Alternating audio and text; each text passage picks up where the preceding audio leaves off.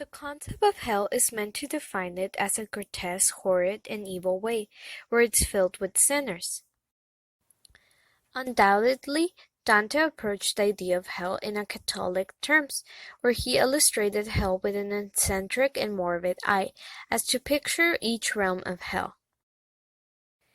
As for heaven, in his third Catiche, Paraíso, he paints heaven as a land where sin does not lie, and good is eternal. He even writes his girlfriend Beatrice being in paradise as she was a holy and good woman. Virgil does not continue the journey with him because he says he isn't worthy of entering heaven. When Beatrice leads Dante through heaven, it isn't as Catholic literature tends to paint it. Instead, Beatrice leads him through the planets or the universe. Interestingly, the concept of motion is different from Inferno, where in hell time is motionless, while in heaven time is eternal and continues forever. Dante is brought through each planet, which represents a divine quality of God. Further, as Dante goes through each planet meeting those who died for God, he meets God himself, which strangely is not the figure one would expect.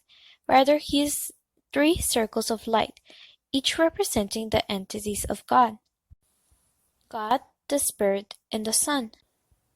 Moreover, though Dante's Commedia serves as a political, physical, and spiritual guidebook of Dante's universe, it can be argued that his book also worked as a modern fan fiction.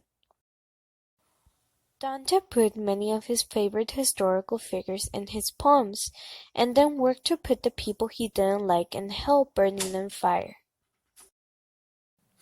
Basically, Dante inserts himself through this voyage across hell, purgatory, and heaven, where he gets to meet his long-hated and favorite figures in history. For instance, Virgil was Dante's favorite poet, and thus he writes him helping him through hell and purgatory. As for Beatrice, a true love Dante had, he writes her as his guide in heaven and places her in heaven to demonstrate his most divinely love and worth for her. Nonetheless, the Divine Comedy is still regarded as an important piece of literature, which discusses things like political and spiritual themes. In the political context was brought because Dante thought that an emperor should govern state affairs, while the pope's powers should be subjected only to religious affairs.